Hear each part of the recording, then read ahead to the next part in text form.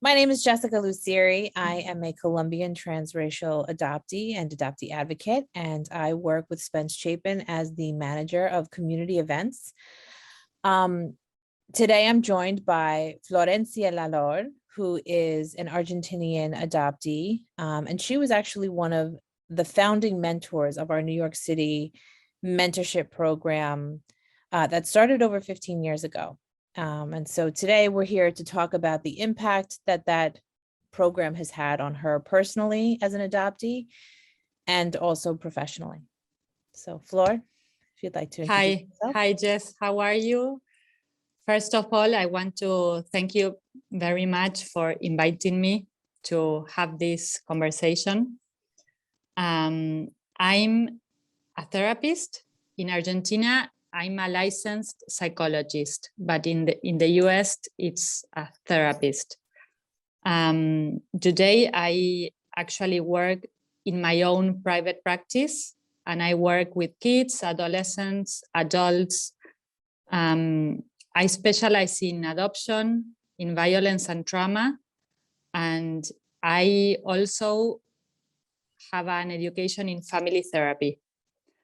And in the year 2018, I founded a website that's called La Voz del Hijo, which in English, if I translate it, it would be the adoptee's voice, something like that. And I also record podcasts for La Voz del Hijo, and there's a Facebook group that's only for adoptees. And I just want to tell people that the website it's also in English, so it's a space that I offer for adoptees to share their stories. Well, and I would like to share a little bit about my adoption story, actually. Sure.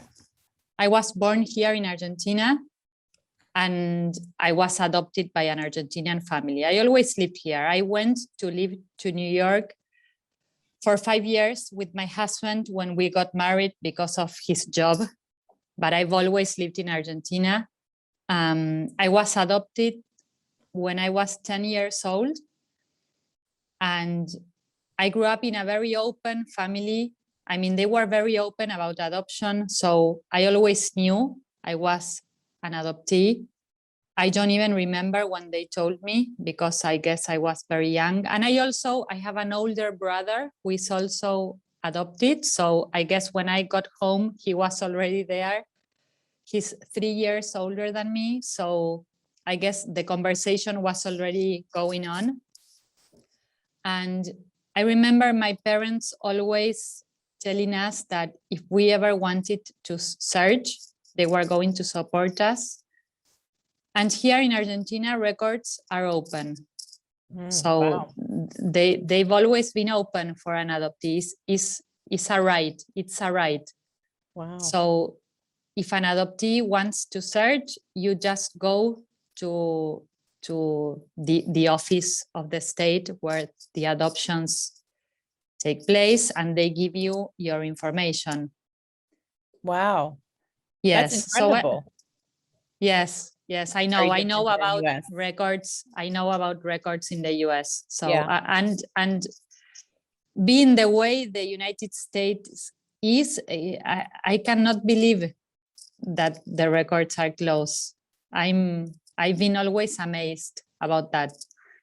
So when I was 24 years old, I actually decided to search, and I actually found my birth mom very quickly. Wow. And so you searched yes. And you searched on your own, or did you have any help? Well, I've always had like the support of my own therapist.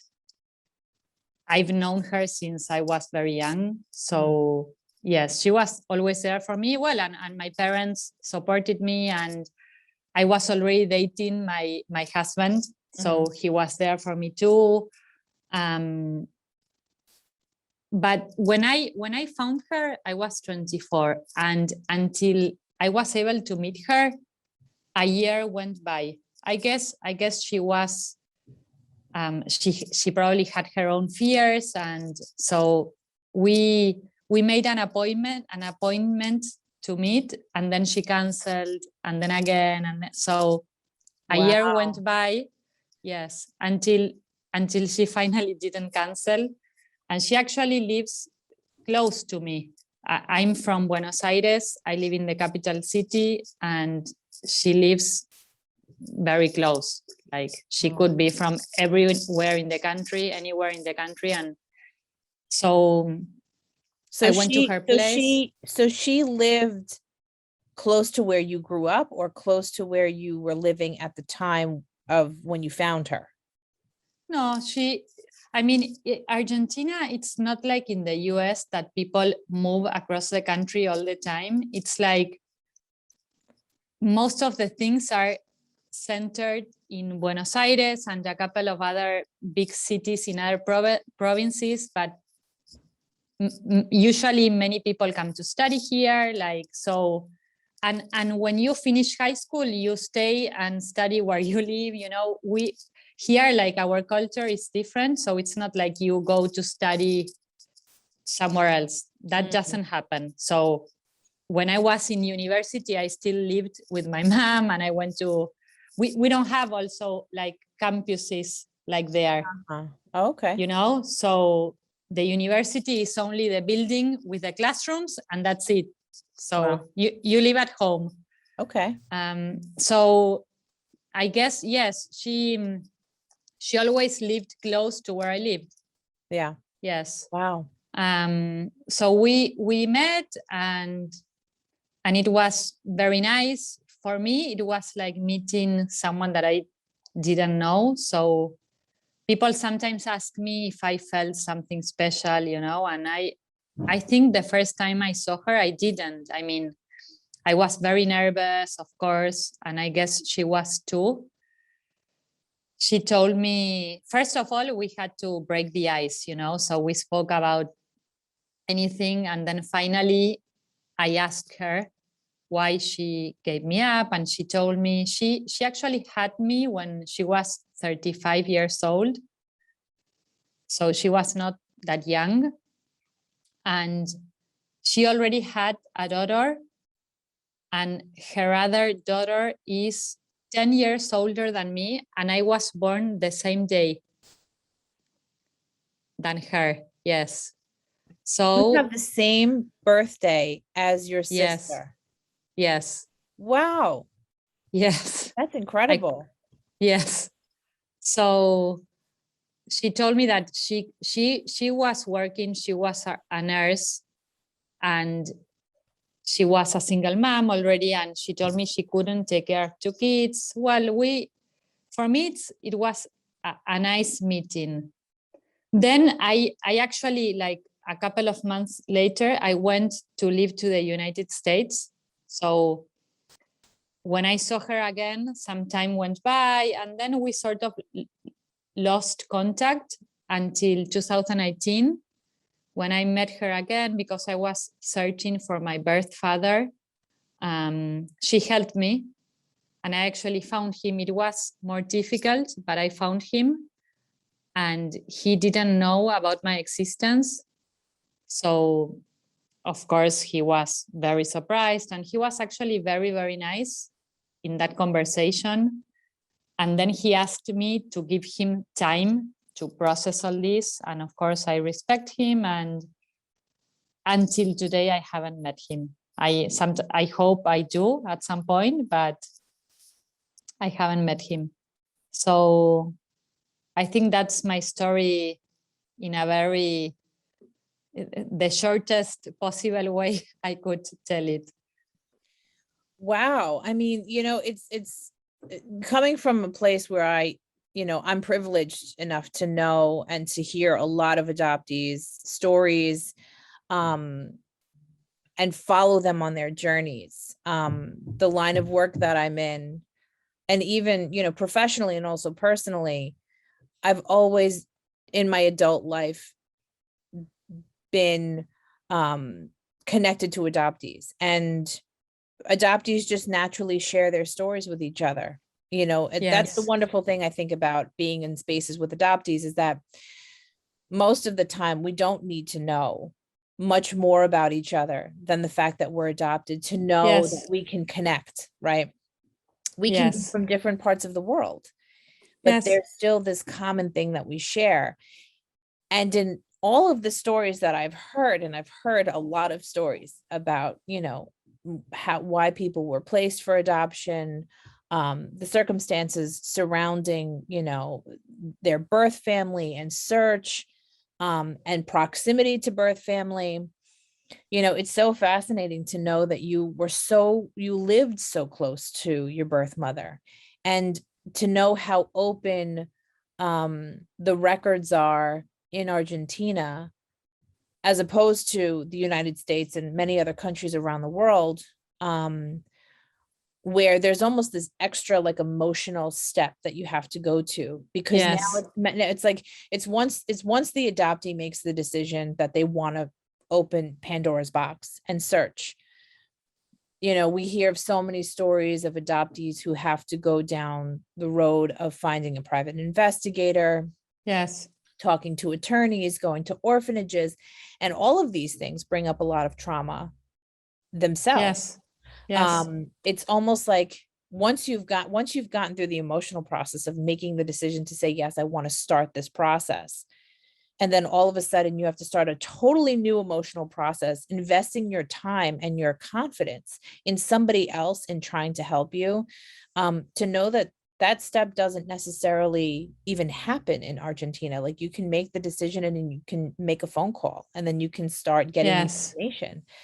It's almost like it's just such a different kind of experience than I personally had, in when that decision was, when I came to the decision. I mean, you and I both searched and reunited at very similar ages and very similar stories. I went through a private investigator, but I was 23 when I found my birth Yes. mother, and a year went by, and then I went down to Colombia and we reunited. We had like this big, like, I don't know, out of a movie reunion with like a million people packed into a room, and like everyone looks like me. And Wow. it was a very, it was overly emotional because of the drama that the private investigator brought to the room. And he himself was like, I believe he used to be in like film or something. And he was just really putting on a show for, this whole event. And it made it so much more of a bigger production. But once, the way that my reunion worked was, once I was in the room, I'm looking around thinking that I'm going to see my birth mother somewhere. He was Yes. introducing me. This is your aunt, this is your cousin, this is your brother, this is your sister. But there was nobody in there that was my mother. Every time I came across an aunt, I thought that that was going to be my birth mother. And then he sits me down and makes this whole big speech in Spanish, and I spoke no Spanish at the time. And then he like slowly walks her in, and it was just like this movie moment. Wow. And it was overly emotional because it was overly dramatized. Yes. When I could only imagine that had it have been not like that, it would have just kind of maybe been a more like normal moment, whatever that means. Yes. Yes. I understand. Yes, like it was Yeah. for me. I mean, we were alone. I went to her place. I brought her flowers, I remember. Wow. And she just answered the door and we sat down. Wow. That's Yes. incredible. And you're lucky in that, as you're a domestic adoptee. Yes. So with the domestic adoptions, like anywhere, it's a lot of those kinds of cultural, racial borders or barriers that we kind of cross, as people who were taken out of the country of which we were born, we face. I didn't speak Yes. Spanish. I didn't have any knowledge of what it meant to be Colombian culture.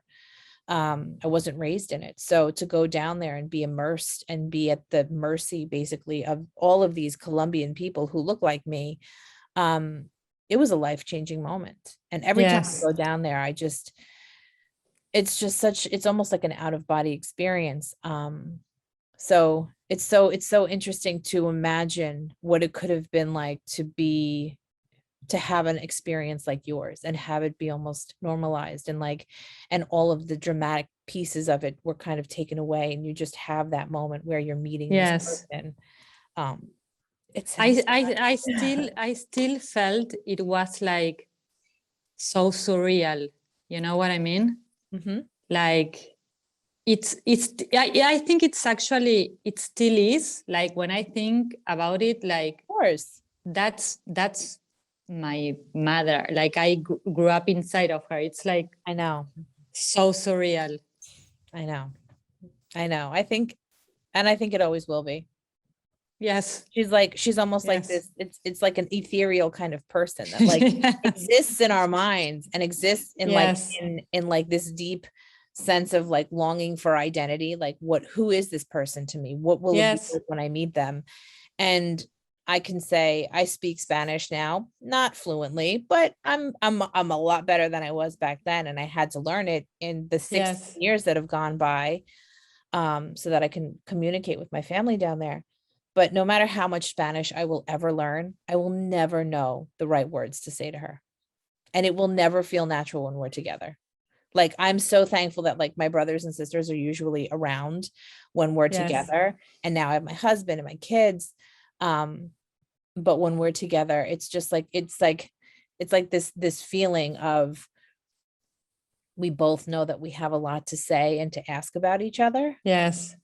Yes. We don't, but we won't do it. Like, we won't communicate it to each other. It's a very interesting.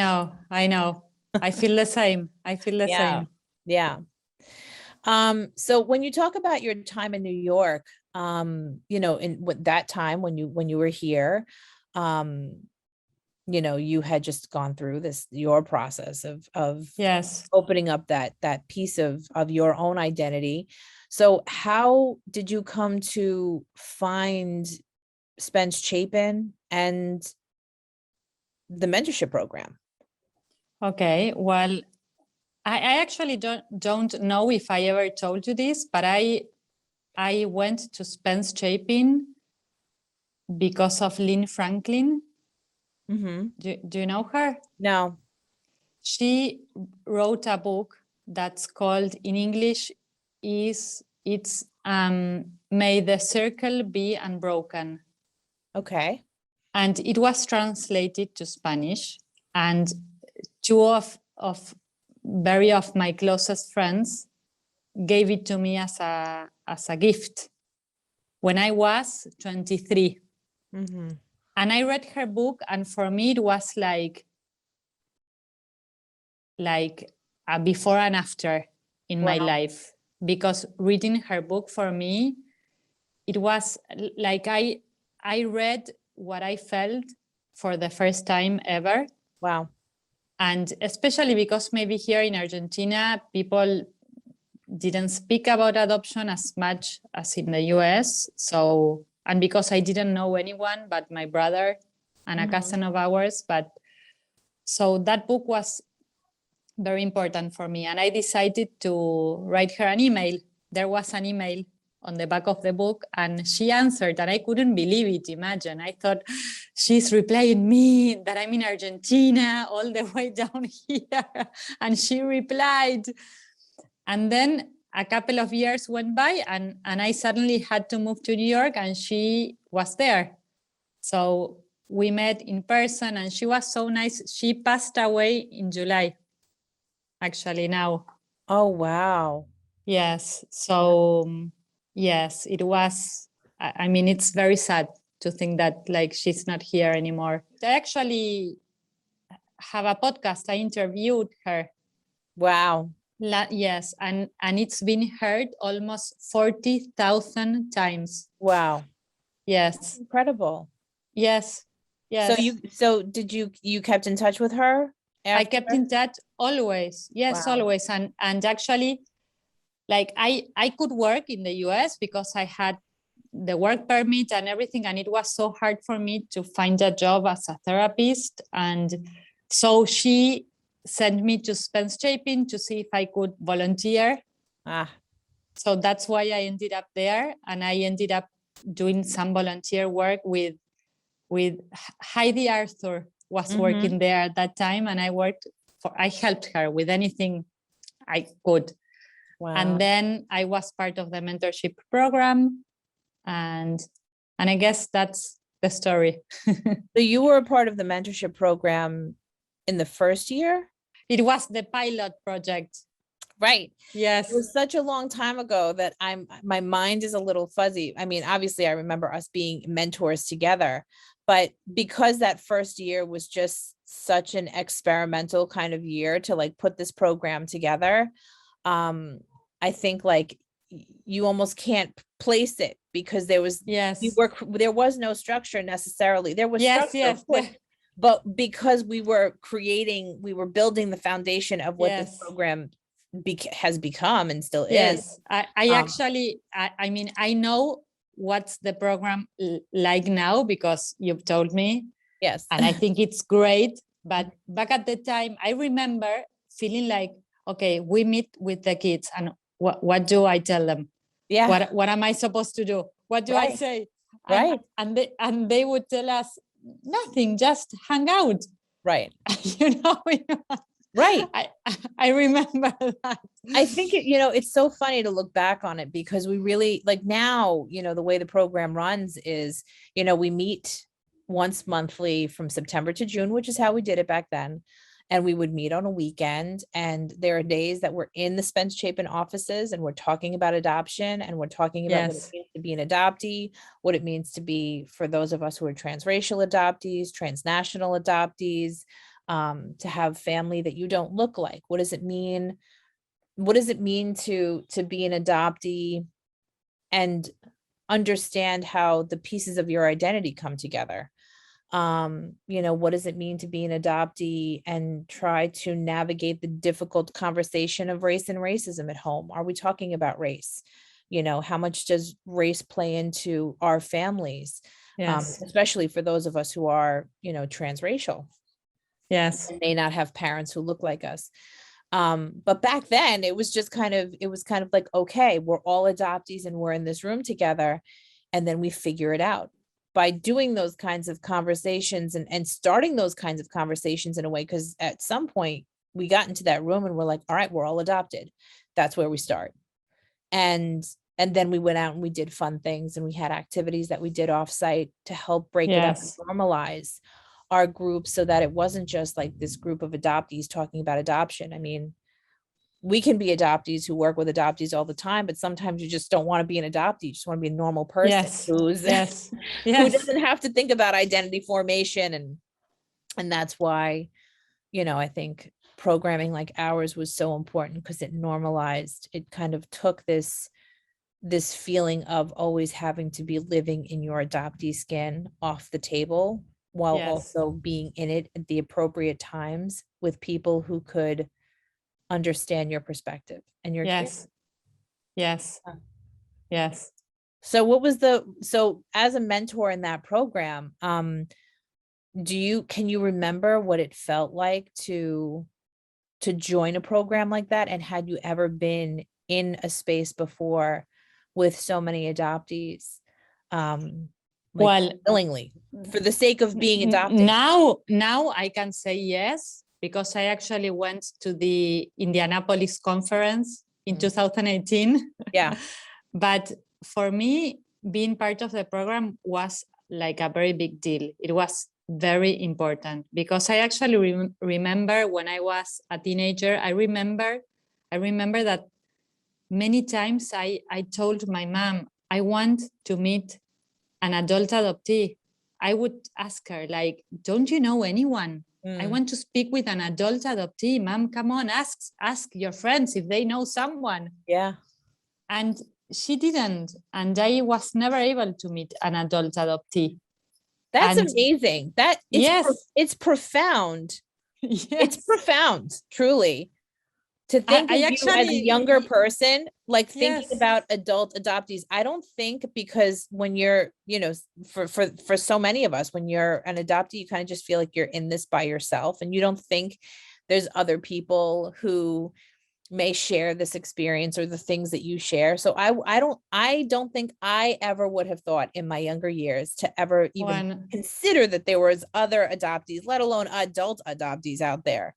Well, I remember telling my therapist too, like, don't you know any adult adoptee? I want to speak with an adult.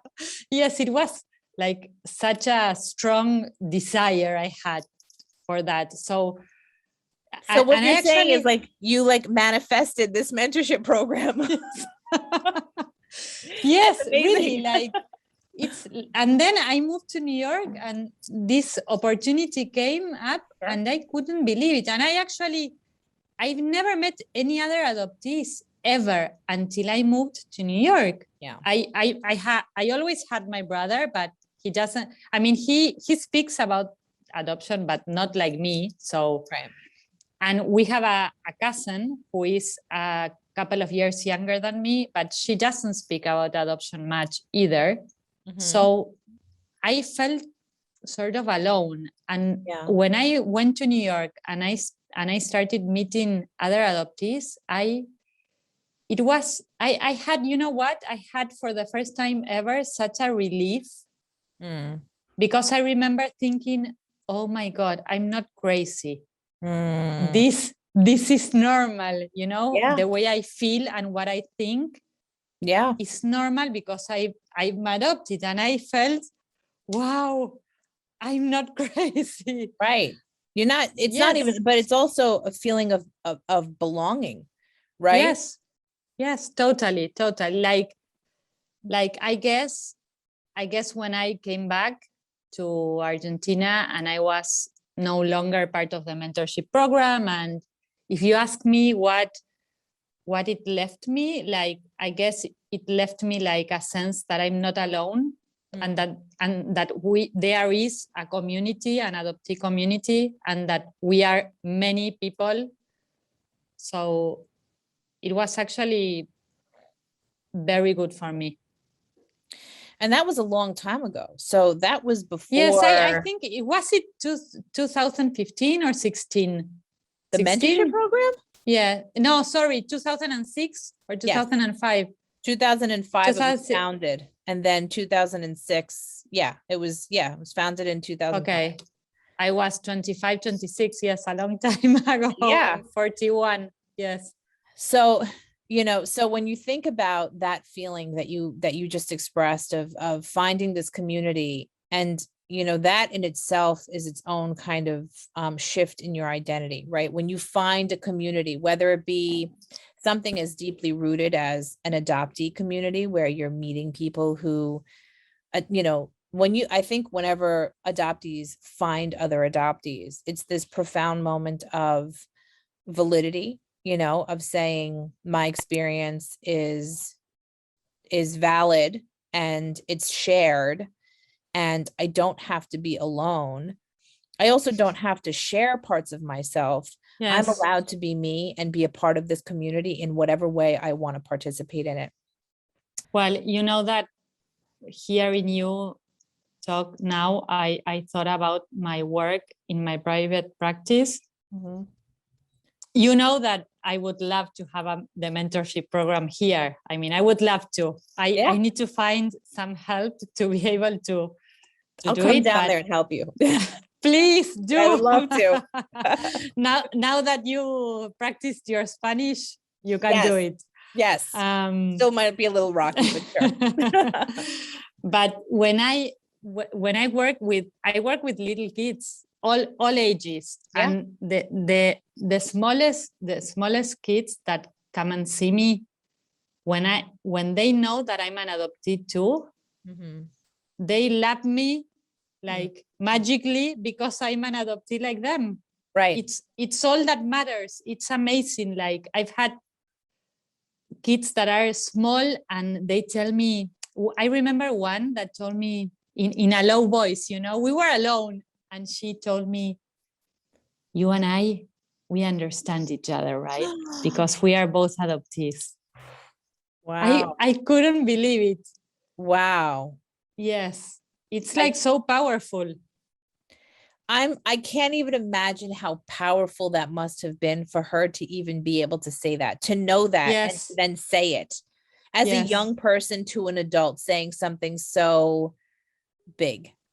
Yes. That's incredible. But that it's a testament to understanding for us as adoptees why connecting with other adoptees is so important. It's because it gives a sense of normalcy. Being adopted is such a very difficult thing to explain. You almost can't explain it, which is why, I don't know about you, but for me, I feel like even some of the closest people in my life, my family, my friends who I've grown up with and are like my sisters and my brothers, there's an element of who I am and how I am that they will never Yes. understand. But Yes. I can get into a room, a physical room, or I can get into a virtual room with somebody I've never spoken to in my life who lives on the other side of the country. And because Yes. we are both adopted, that person will understand me instantly. Yes. So when you think back on mentorship, how did it impact the rest of your work professionally and personally? What did you take away from your experience in New York, not only just through mentorship, but also, just personally, such as a young person, kind of with your husband? Well, personally, I think when I came back, I felt like I felt I could speak about my adoption more openly without caring about anything at all. And I thought I want adoptees in Argentina to have what I had in New York. Wow. There was no adoptee community here. There was nothing. And La Voz del Hijo, I guess, like, I was actually, first of all, I was very nervous about doing it.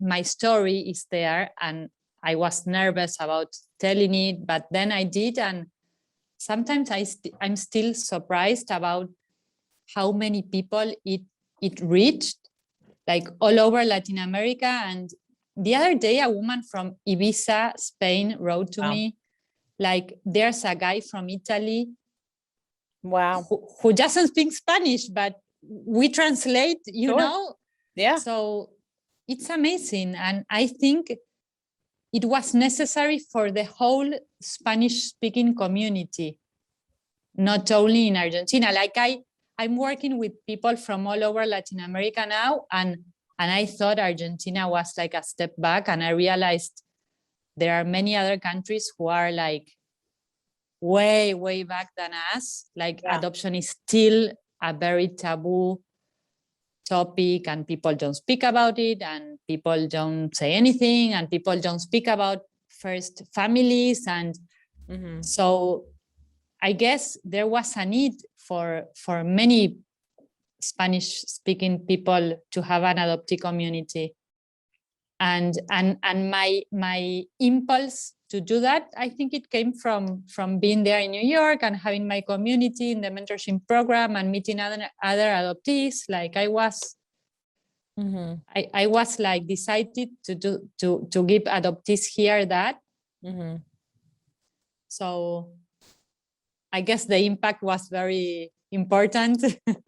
I mean, it was impactful, right? Yes. It was impactful on you, and because of the impact that it had on you, you've now made an impact on an entire continent of people, which is extremely incredible. Yes. I always tell people, I'm amazed how I've learned that no matter where we are from, what culture we belong to, what religion we follow, what language we speak, there is something that we all share. It's amazing. Well, I mean, as somebody who was in that first year of mentorship with you, it's been such a great experience to, stay in contact with you, to hear about the work that you're doing, to know that you're continually working with this community and doing wonderful and very important and incredible things in South America. Well, thank you so much, Flor, and thank you for the work that you do. Thank you for being a part of the program with me in the beginning, and we've kind of gone on, this journey, and now we get to still be in each other's lives and hear about the work that we're doing. And it's been such a nice time to talk to you today. Yes, Thank you so thank much. you. Thank Yeah. you too for inviting me. Of course.